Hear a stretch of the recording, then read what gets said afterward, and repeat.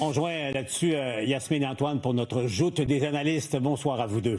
Oui, bonsoir. Il y a une conséquence toute simple à annoncer en juin un remaniement pour août ou septembre. C'est que pendant tout l'été, on ne parle que de ça en politique québécoise.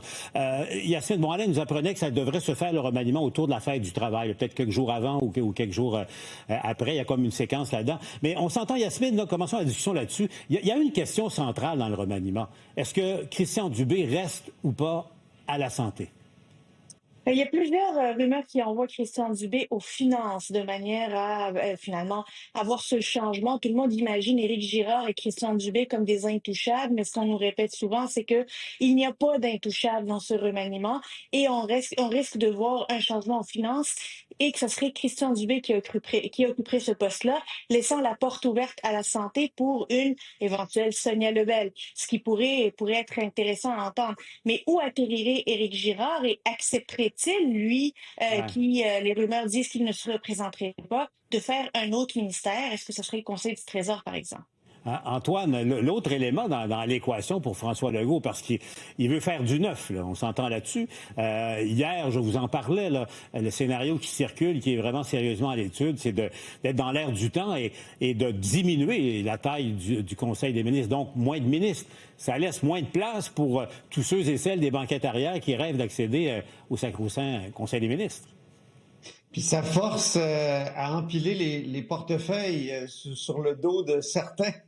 Donc, on le sait, il y a déjà 2 super ministres, là, Jean-François Roberge et Christine Fréchette, qui vraiment ont beaucoup de responsabilités.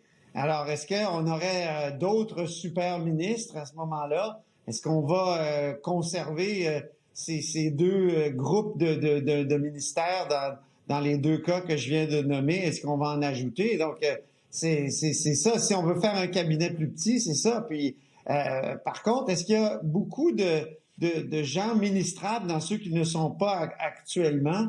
Ça, c'est une autre grande question. Et en même temps, s'il n'y a pas de nouveau visage, est-ce qu'on peut prétendre faire du neuf? Ça fait partie des nombreux dilemmes, là. Puis là, j'ai pas parlé des questions de genre, de région. Donc, c'est un casse-tête. C'est pour ça que François Legault a refusé d'en faire pendant longtemps, d'autant plus que lui, il aime bien laisser les ministres en place longtemps pour qu'ils soient vraiment imprégnés de leur dossier. Mais là, il est forcé par les circonstances à faire quelque chose de gros pour changer la conversation, comme on dit. Mais c'est lui là, qui a lancé le mouvement là, en parlant au mois de juin. Parce qu'il savait ce qui s'en venait dans Arthabasca. Ça fait partie de la préparation de l'après-Arthabasca, depuis le léger de juin où la CAQ est à 17 % d'appui, là, qui n'arrête pas de défoncer son plancher d'appui. Là, on s'est dit, il faut faire quelque chose parce qu'Arthabasca, ça va être une mauvaise nouvelle.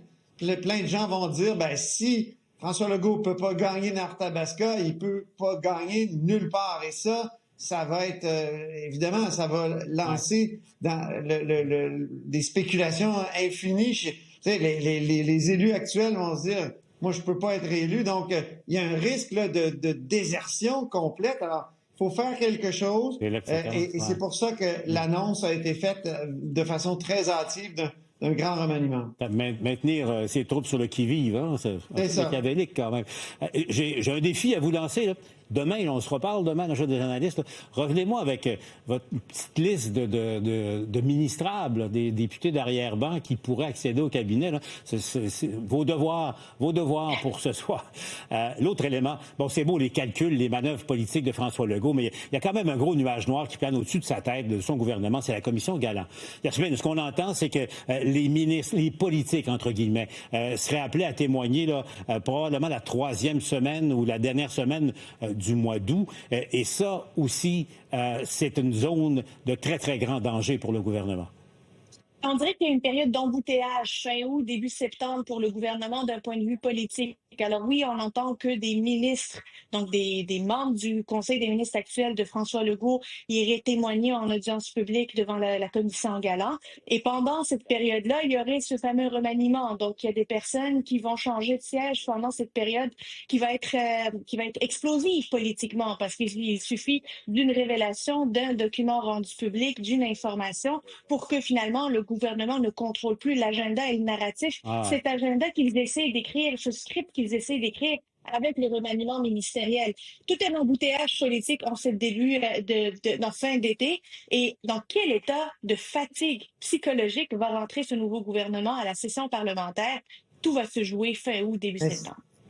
Est-ce qu'il va y avoir un effet galant sur le remaniement aussi? Je me posais la question tout à l'heure. Est-ce qu'on veut éviter que ceux qui vont témoigner aient tout de suite des promotions? Est-ce qu'on va vouloir les mettre justement comme des gens en pénitence? On l'a fait déjà avec Éric Kerr, alors qu'on dit toujours que M. Legault, c'est un homme de loyauté, mais il n'y avait pas de conclusion claire à part ses sorties intempestives à Éric Kerr devant les journalistes. Il n'y avait pas grand-chose, lui, donc d'extrêmement concret, mais il a déjà été démissionné, comme on dit. Alors là, est-ce que ça pourrait avoir un effet galant sur le remaniement? Moi, c'est la question que je lance.